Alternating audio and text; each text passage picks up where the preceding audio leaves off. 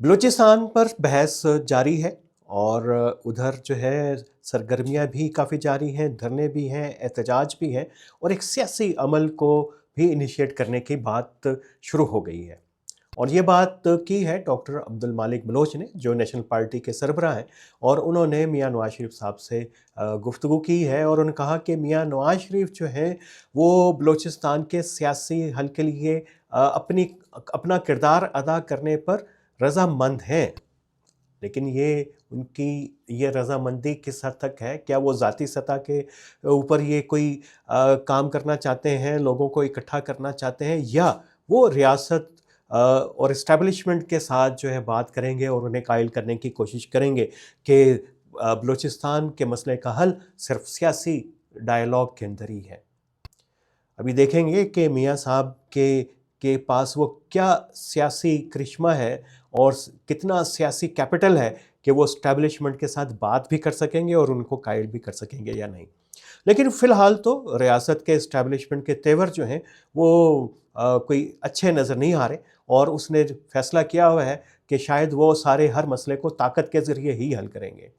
अख्तर मेंगल साहब का धरना जारी है और वो भी अभी तक उसके ऊपर भी जो है रियासत और सूबाई हुकूमत वो जो है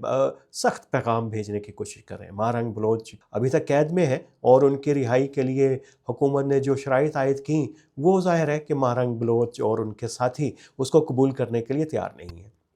तो बलूचिस्तान की ये जो सूरत हाल तब्दील हो रही है, इसका हल क्या है? एक तरफ सियासी हल की बात है, एक तरफ अस्करी हल की बात है। और इस्लामाबाद में तो ज़ाहिर है यहाँ पे पॉलिसी मेकर्स और पूरा थिंकिंग प्रोसेस पाकिस्तान की पॉलिसियों के हवाले से होता है। लेकिन इस्लामाबाद की बदकिस्मती ये है, यहाँ पे शायद इतना दानिश का फुकदान है कि इनको अपने मफाद से आगे नज़र नहीं आता। यहाँ की सियासी क़यादत हो या यहाँ के दानिश्वर हों या अपने आप को समाज के बेहतराव के लिए काम करने वाली तंजीमें हों, सब जो है एक लगे बंधे बयानियों के ऊपर चलती हैं और उससे हट के कोई बात करना नहीं चाहता। मसलन हमें आपको याद होगा कि यहाँ पाकिस्तान के एक सियासतदान हैं जिनका ताल्लुक़ बलूचिस्तान से है, उनका नाम लेना यहाँ पे नहीं चाहता मैं, और वो अक्सर अपनी दानिश जो है भगाड़ते हुए नज़र आते हैं और अपनी दानिश्वरी के बलबूते के ऊपर जो शायद उन्होंने कुछ किताबें पढ़ी हों,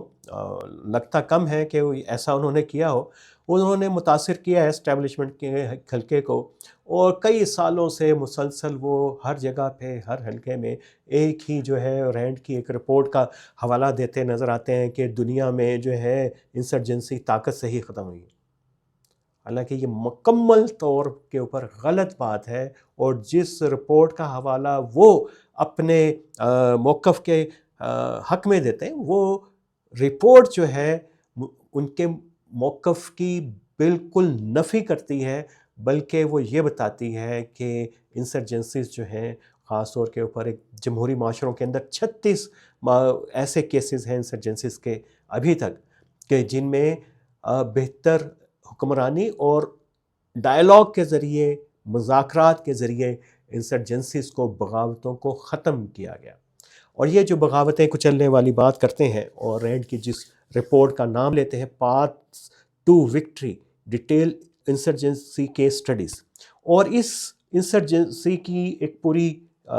मुताले के अंदर जो है इन्होंने 2010 तक चलने वाली 71 बगावतों का तजिया किया, और ये रिपोर्ट इस नतीजे पे जो है पहुंची कि 24 में से 17 ऐसी हिकमतें अमलियाँ थीं जो ताकत के बेदरेग इस्तेमाल पे मबनी थी। यानी 71 जो इंसर्जेंसीज़ हैं उसमें से जो है मैक्सिमम उसमें से 17 इंसर्जेंसीज़, उनको भी मिनिमाइज़ करके 24 में से जो कामयाब इंसर्जेंसीज़ को है तदारुक हुआ है, उसमें से 17 डायलॉग के ज़रिए जो है हल हुई है। और जो डायलॉग के ज़रिए हल नहीं हो सकें और जो मुज़ाकरात के ज़रिए हल नहीं हो सकें, उसमें तनासुब जो है इंसर्जेंस की और बागियों की कामयाबी का काफ़ी ज़्यादा है। वो ख़्वाह मशरक़ी पाकिस्तान हो या फिर ईस्ट افریقہ اور لاطینی امریکہ کے ممالک ہوں۔ تو میرا خیال ہے کہ جب ہم حوالہ دیتے ہیں کسی بھی مطالعے کا تو اس کا ریفرنس اور اس کو کانٹیکسٹ یہ سمجھنا بہت ہی ضروری ہے، اور اس کو بغیر پڑھے کسی کتاب کو کسی رپورٹ کا حوالہ دینا یہ تو سراسر جو ہے وہ ایک جرم کے زمرے کے اندر جو ہے وہ آتا ہے۔ اور اسی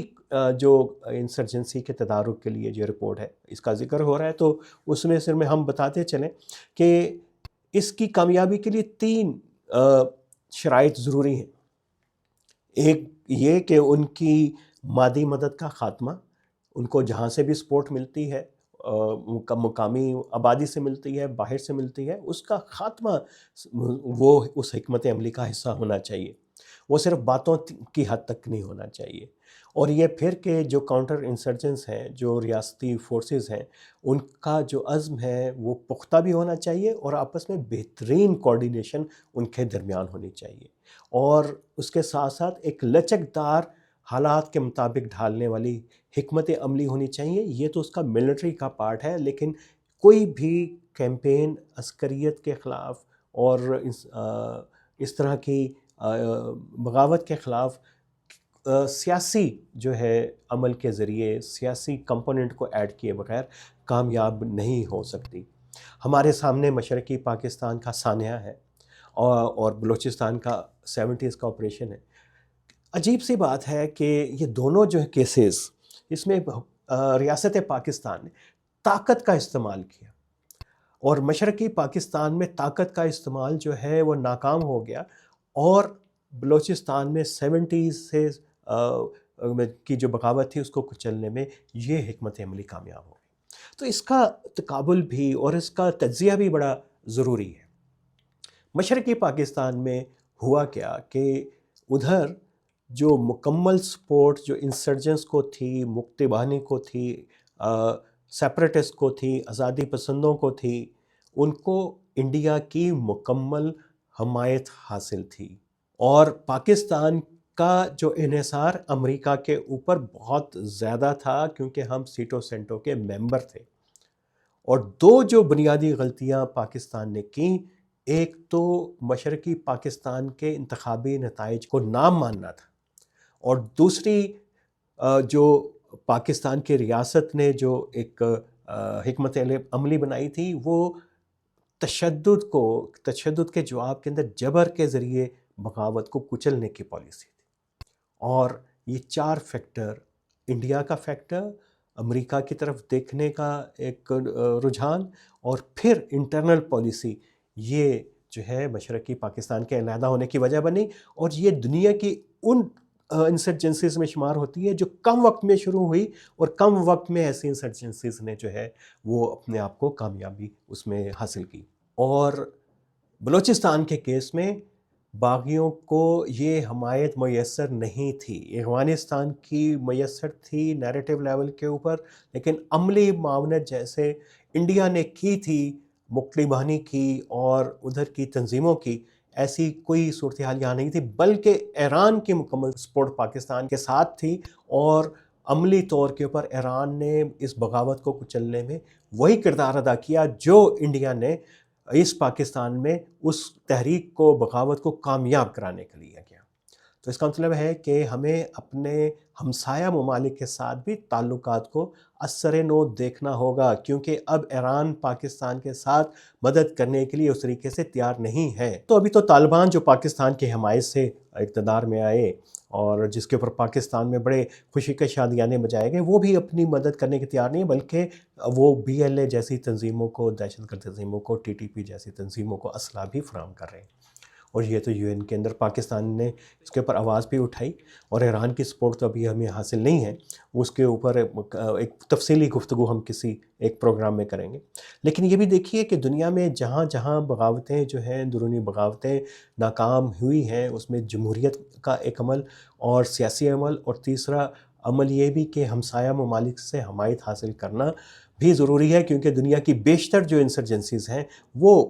بیرونی معاونت سے چلتی ہیں۔ جب ان کا باہر جو ہے بیسز موجود ہوں، ان کو سیاسی، اخلاقی، مالی